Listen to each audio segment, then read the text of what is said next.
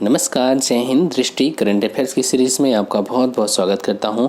दोस्तों, अपने last video तक हमने साइंस एंड टेक्नोलॉजी से रिलेटेड मुद्दों पर बात कर लिया है। अब बात करेंगे इस यूपी स्पेशल के बारे में।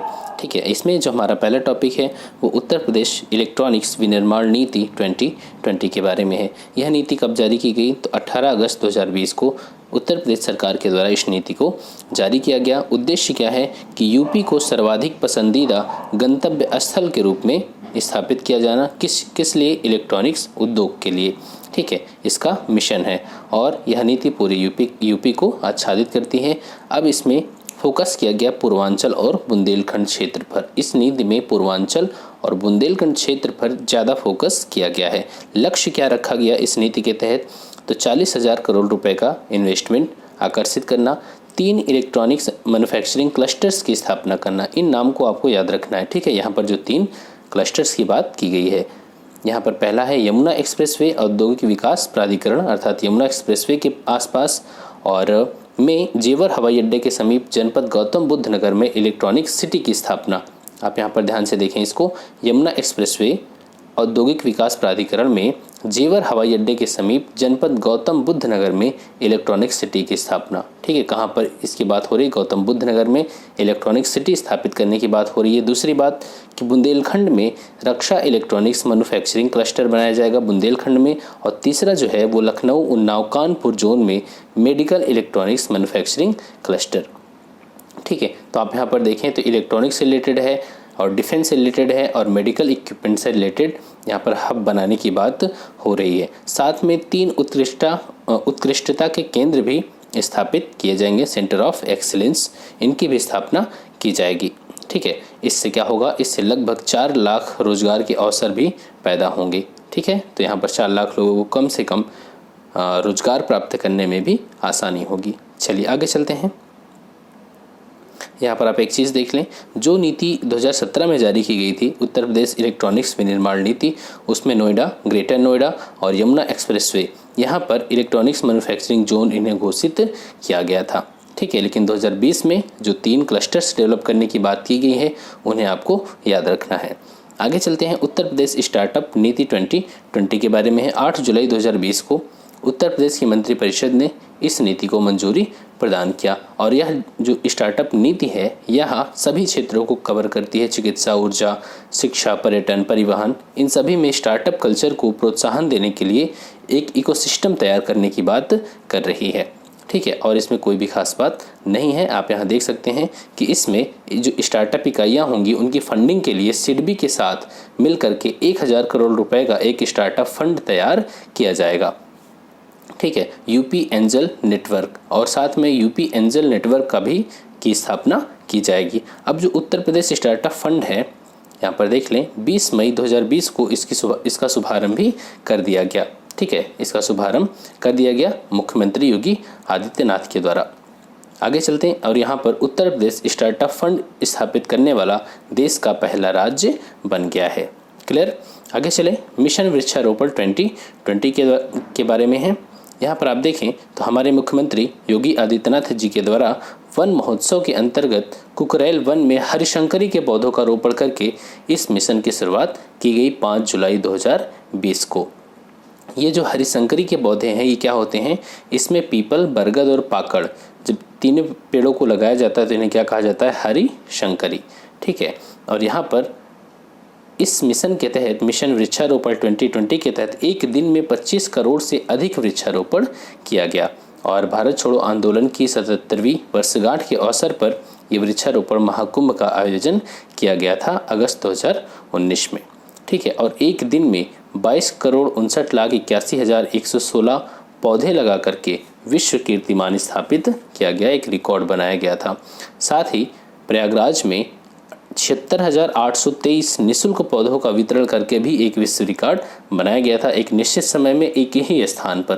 ठीक है, लगभग 76,000 पौधे बांटा गया था फ्री ऑफ कॉस्ट।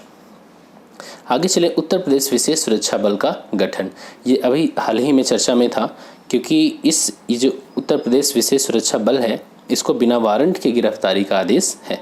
ठीक है, इसके पास इतनी पावर है कि बिना वारंट के गिरफ्तारी कर सकता है। तो बहुत से लोगों ने इसकी तुलना किया ब्रिटिश पीरियड में रोलेट कानून से। ठीक है, तो यहाँ पर ये काफ़ी चर्चा में बना रहा। 26 जून 2020 को यूपी सरकार के द्वारा उत्तर प्रदेश विशेष सुरक्षा बल के गठन का निर्णय लिया गया। यह बल कहाँ काम करेगा? मेट्रो रेल, एयरपोर्ट, औद्योगिक संस्थानों, बैंकों, ऐतिहासिक स्थलों, यहाँ पर इनकी सुरक्षा के लिए इन्हें उपलब्ध करवाया जाएगा। और इसका मुख्यालय कहाँ पर होगा? इसका मुख्यालय होगा लखनऊ में। आगे चलते हैं, उत्तर प्रदेश कामगार और श्रमिक सेवा योजन एवं रोजगार आयोग के बारे में है। ठीक है, कोई खास बात यहाँ पर नहीं है, आप इसको छोड़ सकते हैं। इसका अध्यक्ष कौन होगा? इस आयोग का मुख्यमंत्री या उनके द्वारा नामित कोई कैबिनेट मंत्री इस आयोग का अध्यक्ष होगा। आगे चलते हैं, इन्वेस्ट यूपी के बारे में है। 9 जून 2020 को उत्तर प्रदेश मंत्रिपरिषद ने इन्वेस्ट यूपी उत्तर प्रदेश निवेश प्रोत्साहन एवं सुविधा एजेंसी के गठन के प्रस्ताव को स्वीकृति दी, क्योंकि सरकार चाहती है कि फॉरेन इन्वेस्टमेंट यूपी में ज़्यादा से ज़्यादा आए, तो इसी संदर्भ में ये इन्वेस्ट यूपी प्रोग्राम चलाया जा रहा है। ठीक है, कोई खास बात नहीं है। वृहद सामाजिक अधिकारिता शिविर, नेक्स्ट टॉपिक, इसका आयोजन कहाँ पर किया गया? तो प्रधानमंत्री नरेंद्र मोदी जी के द्वारा इसकी शुरुआत की गई थी 29 फरवरी 2020 को प्रयागराज में। वृहद सामाजिक अधिकारिता शिविर, एक शिविर लगाया गया था प्रयागराज, इलाहाबाद जिसे कहते हैं। तो यहाँ पर क्या हुआ था? इस शिविर में वरिष्ठ नागरिकों और दिव्यांगजनों को निःशुल्क सहायक उपकरण वितरित किए गए थे, जैसे किसी को ट्राईसाइकिल, व्हील चेयर, श्रवण यंत्र, सुनने का जो यंत्र होता है, और ठीक है स्टिक, ये सभी चीज़ें जो उपकरण है, सहायक उपकरण, उन्हें प्रदान किए गए थे दिव्यांगजनों को। ठीक है, और इसमें कई रिकॉर्ड भी बने जिन्हें गिनीज बुक में दर्ज किया गया, लेकिन कोई ज़रूरी नहीं है एग्ज़ाम के दृष्टिकोण से। बुंदेलखंड एक्सप्रेसवे के बारे में है, इंपॉर्टेंट है आपके लिए। 29 फरवरी 2020 को प्रधानमंत्री नरेंद्र मोदी के द्वारा उत्तर प्रदेश के चित्रकूट जिले में बुंदेलखंड एक्सप्रेसवे का शिलान्यास किया गया। इसकी शुरुआत कहाँ से की जा रही है? चित्रकूट जिले से। ठीक है, इसकी लंबाई कितनी होगी? 296.07 किलोमीटर होगी। कुछ भी आपसे इसमें से पूछा जा सकता है। इसकी शुरुआत कहाँ से हो रही है? चित्रकूट से लेकर के ये कहाँ तक जाएगा? तो आप ध्यान से देखें, ये चित्रकूट से इसकी शुरुआत होते हुए प्रयागराज से होकर बांदा, महोबा, हमीरपुर, जालौन, औरैया होते हुए इटावा के कुडरेल गांव के निकट आगरा लखनऊ एक्सप्रेसवे से जुड़ जाएगा। कहने का मतलब ये जो बुंदेलखंड एक्सप्रेसवे है फाइनली आगरा लखनऊ एक्सप्रेसवे में मिल जाएगा। ठीक है, इसकी लंबाई कितनी है? 296.07 किलोमीटर। 2018 में भी ऐसे ही एक क्वेश्चन पूछा गया था। काशी महाकाल एक्सप्रेस के बारे में है। 16 फरवरी 2020 को मोदी जी ने IRCTC की तीसरी निजी ट्रेन काशी महाकाल एक्सप्रेस को हरी झंडी दिखा करके रवाना किया। यहाँ जो भगवान भोलेनाथ के दर्शनीय स्थल हैं, उन स्थलों की ये यात्रा करवाएगी। वाराणसी, बाबा विश्वनाथ, उज्जैन, महाकालेश्वर और ओंकारेश्वर, इन तीनों स्थानों को जोड़ेगी। और इस ट्रेन में एक सीट बाबा भोलेनाथ के लिए भी आरक्षित है। तो यहीं से थोड़ा सा विवाद खड़ा हो गया था, ठीक है, जब ये ट्रेन चली थी। आगे चलते हैं, गंगा यात्रा के बारे में। 27 जनवरी 2020 को मुख्यमंत्री योगी आदित्यनाथ ने बिजनौर में तथा राज्यपाल आनंदीबेन पटेल ने बलिया में गंगा यात्रा का शुभारंभ किया। दो लोग थे अलग अलग जगह पर, योगी आदित्यनाथ जी ने बिजनौर में और आनंदीबेन पटेल इन्होंने बलिया में, ठीक है, गंगा यात्रा का शुभारंभ किया। उद्देश्य क्या है? उद्देश्य है गंगा को पूर्ण रूप से स्वच्छ बनाना और इसके प्रति लोगों को जागरूक करना। देखिए, जो गंगा की सफाई का अभियान चल रहा है, आपने इन्वायरमेंट इकोलॉजी पढ़ा होगा, तो गंगा एक्शन प्लान 1985 से चल रहा है। अर्थात हम गंगा को साफ़ करने की कोशिश पिछले 35 साल से कर रहे हैं, लेकिन आज तक साफ़ नहीं हुई और शायद होगी भी नहीं, क्योंकि जो दृढ़ता, कर्मठता दिखनी चाहिए, प्रशासनिक रूप से जागरूकता दिखनी चाहिए, वो दिख नहीं रही। और साथ में लोग तो मानते ही नहीं। आगे चलते हैं, 47वीं All India Police Science Congress के बारे में है। 28 से 29 नवंबर 2019 के मध्य 47वीं All India Police Science Congress का आयोजन कहाँ पर किया गया? लखनऊ में किया गया। इसका आयोजन किसके द्वारा किया जाता है? Police research and development, BPR&D। ये पुलिस रिसर्च एंड डेवलपमेंट क्या काम करती है? पुलिस क्षेत्र में रिसर्च एंड डेवलपमेंट, उसमें पुलिस क्षेत्र में क्या सुधार होने चाहिए, उनके लिए क्या क्या इक्विपमेंट्स चाहिए, ठीक है, इन सारा काम को करती है police research and development. All India Police Science Congress का आयोजन किया गया लखनऊ में। कानपुर मेट्रो रेल परियोजना 15 नवंबर 2019 को कानपुर मेट्रो रेल परियोजना के निर्माण कार्य का शुभारंभ किया गया, उसके फेज़ को आगे बढ़ाया जाएगा। ठीक है, और कोई भी इसमें खास बात नहीं है। आगे चलते हैं। मुख्यमंत्री कन्या सुमंगला योजना, यह योजना 25 अक्टूबर 2019 को इस योजना का शुभारंभ किया गया था। और इस योजना में क्या होगा, किसी लड़की के, किसी बच्ची के जन्म से लेकर के उसके स्नातक तक जब वो अपना एडमिशन लेगी ग्रेजुएशन में, तो कुल मिलाकर के उसे 15,000 रुपये तक दिए जाने का प्रावधान है। कहने का मतलब उसके जन्म से जब वो बच्ची ग्रेजुएशन में एंट्री करेगी, प्रवेश लेगी, तब तक उसे 15,000 रुपये दिए जाएंगे कुल मिलाकर के। जैसे कि जन्म हुआ तब उसे कुछ 1,000 रुपये मिलने के प्रावधान है। टीका लगेगा तब, जब वो क्लास 1 में उसका एडमिशन होगा तब उसे 1,000 2,000 मिलेंगे। इस तरीके से कुल मिलाकर उसे कितने मिलेंगे, 15,000 रुपये। कौन इसके लिए एलिजिबल है, तो जिनकी वार्षिक आय 3 लाख रुपए से कम है और किसी परिवार की अधिकतम 2 बच्चियों को ही इस योजना का लाभ मिलेगा। बाल प्रगति सूचकांक 2019 के बारे में है, किसके द्वारा डेवलप किया गया, तो इंस्टीट्यूट फॉर कॉम्पिटिटिवनेस के द्वारा इसे जारी किया गया। 71 जिलों को यूपी के शामिल किया गया। 3 इसके डायमेंशंस हैं, मानव की आधारभूत आवश्यकताएं, basic human needs, foundation of wellbeing और साथ में अपॉर्चुनिटी। इन 3 आयामों के आधार पर इस इंडेक्स को तैयार किया गया। और इसमें आप देखें कौन टॉप पर है, तो आप यहाँ देख सकते हैं इसमें टॉप पर है गौतम बुद्ध नगर। ठीक है, गौतम बुद्ध नगर राज्य का सबसे बेहतर प्रदर्शन करने वाला जिला है, जबकि बलरामपुर सबसे खराब प्रदर्शन करने वाला जिला है। प्रयागराज का कितना स्थान है, 14वां स्थान है। ठीक है, चलिए आगे चलते हैं। स्वच्छ वायु मोबाइल ऐप, कोई खास बात इसमें नहीं है, इसको लॉन्च किया गया मुख्यमंत्री जी के द्वारा। ठीक है, और याद रखें WHO ने 101 शहरों की प्रमुख वायु प्रदूषणकारी शहरों के रूप में इन्हें चिन्हित किया, 101 शहरों को देश में, और जिसमें से 15 शहर किसमें हैं, कहाँ पर हैं, उत्तर प्रदेश के हैं सबसे प्रदूषित शहर। ठीक है, आगे चलते हैं। रिहंद जलाशय पर 150 megawatt floating solar power plant. तो बस आप इतना याद रखें कि एक तैरता हुआ सोलर पावर प्लांट लगाया जाएगा, कहाँ पर, रिहंद जलाशय पर। ठीक है, और कुछ भी याद करने की ज़रूरत इसमें नहीं है। थोड़ा सा यहाँ पर कुछ छूट गया था, उसको देख लेते हैं। बस उत्तर प्रदेश में पुलिस कमिश्नरी प्रणाली, किन 2 क्षेत्रों में पुलिस कमिश्नरी प्रणाली को लागू करने की बात हुई है, तो आप देख सकते हैं यहाँ पर 13 जनवरी 2020 को राज्य में पुलिस कमिश्नर प्रणाली लागू करने की घोषणा किया गया था मुख्यमंत्री जी के द्वारा। ठीक है, कहाँ कहाँ पर, गौतम बुद्ध नगर और लखनऊ में। ठीक है, जो हमारा कानून है आप यहाँ देखें, दंड प्रक्रिया संहिता की धारा 8 में कहा गया कि किसी नगर की पॉपुलेशन अगर 10 लाख से ज़्यादा है तो वहाँ पर इस कमिश्नर सिस्टम को लागू किया जाएगा। तो ठीक है, गौतम बुद्ध नगर और लखनऊ में इस सिस्टम को लागू किया गया। अब यहाँ पर क्या होगा, अब यहाँ पर एक देख सकते हैं आप कि पुलिस कमिश्नर प्रणाली के तहत अपर पुलिस महानिदेशक स्तर का एक पुलिस आयुक्त अर्थात पुलिस कमिश्नर तैनात किया जाएगा। 23वां राष्ट्रीय युवा उत्सव 2020 के बारे में है। 12 से 16 जनवरी 2020 के बीच 23वें राष्ट्रीय युवा उत्सव का आयोजन कहाँ पर किया गया, लखनऊ में किया गया। ठीक है, इसका आयोजन लखनऊ में किया गया। इसकी थीम क्या रही है, fit youth fit India, fit youth fit India. ठीक है, स्वामी विवेकानंद जी की 157वीं जयंती के अवसर पर इसका शुभारंभ उद्घाटन किया गया। चलिए आगे चलते हैं, और इसमें क्या खास बात है। अब यहाँ पर हम बात करेंगे कुछ चर्चित व्यक्तियों के बारे में। पहले बात करते हैं राष्ट्रीय व्यक्तियों के बारे में। प्रणब मुखर्जी जी भारत के पूर्व राष्ट्रपति, इनका निधन हो गया 31 अगस्त 2020 को, और ये भारत देश के 13वें राष्ट्रपति के रूप में इन्होंने कार्य किया था 2012 से 17 के बीच। ठीक है, और ये वित्त मंत्री भी हमारे देश के रहे, साथ में रक्षा मंत्री भी थे, विदेश मंत्री भी थे, योजना आयोग के उपाध्यक्ष के रूप में भी इन्होंने काम किया। साथ में इन्होंने 2008 में इन्हें पद्म विभूषण और 2019 में भारत रत्न से सम्मानित किया गया था। सत्यपाल मलिक, इन्हें गोवा के राज्यपाल स्थानांतरित होकर मेघालय के नए राज्यपाल के रूप में इन्हें नियुक्त किया गया। कौन नियुक्त करता है राज्यपाल को, केंद्र नियुक्त करता है। ठीक है, और महाराष्ट्र के राज्यपाल भगत सिंह कोश्यारी को गोवा के राज्यपाल का अतिरिक्त प्रभार दिया गया। ठीक है, आगे चलते हैं। पंडित जसराज, ये जो चीज़ें आपको यहाँ पर मैं बता रहा हूँ, अगर इसमें किसी अपडेट की ज़रूरत होगी तो उसको मैं नेक्स्ट वीडियोज़ में अपडेट कर दूँगा। ठीक है, ऐसी कोई बात नहीं यहाँ पर कि जो चीज़ें दी गई हैं केवल हम उतना ही पढ़ेंगे।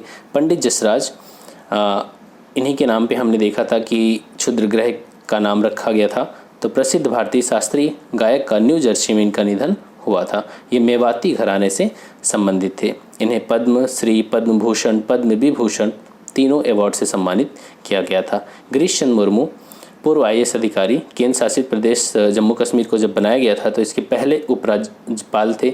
अब ये देश के CAG बनेंगे, कंट्रोलर एंड ऑडिटर जनरल। इन्होंने शपथ ग्रहण किया 8 अगस्त 2020 को। ठीक है, इन्होंने राजीव महर्षि, इससे पहले CAG कौन था? राजीव महर्षि, तो इन्होंने इनका स्थान लिया। अब आगे चलते हैं।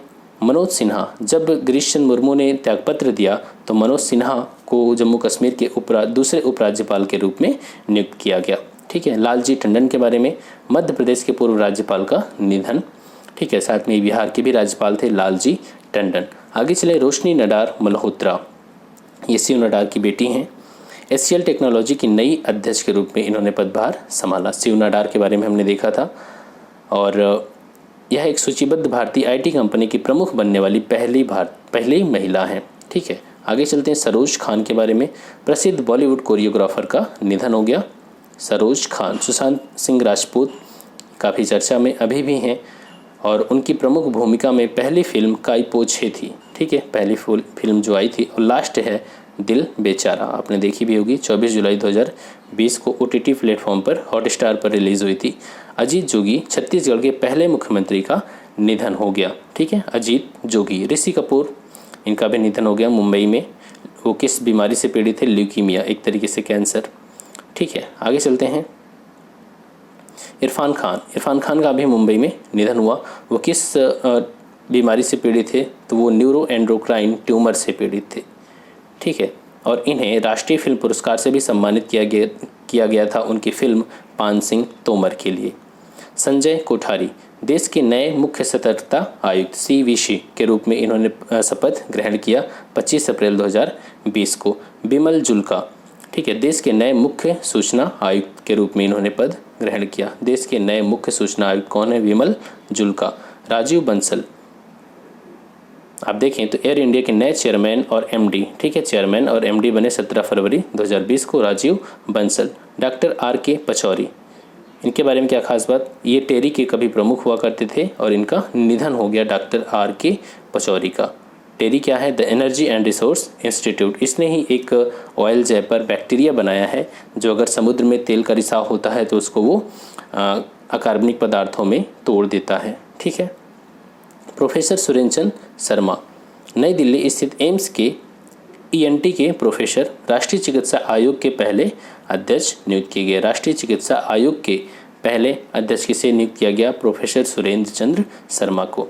जनरल बिपिन रावत, इन्होंने CDS के रूप में पदभार ग्रहण किया 1 जनवरी 2020 को। देश के पहले chief of defence staff. Lieutenant general Manoj Mukund Naravane, ये केंद्र सरकार के द्वारा इन्हें देश के थल सेना अध्यक्ष के रूप में नियुक्त किया गया। जब बिपिन रावत ने लेफ्टिनेंट जनरल के पद से इनका त्यागपत्र हुआ, मतलब इनका कार्यकाल खत्म हुआ, इन्हें CDS बना दिया गया बिपिन रावत को, और मनोज मुकुंद नरावने नए थल सेना अध्यक्ष बने। आगे चलते हैं। TN शेषन का निधन हुआ। चुनाव सुधार में इनका बहुत बड़ा रोल था भारत में चुनाव सुधार की प्रक्रिया में।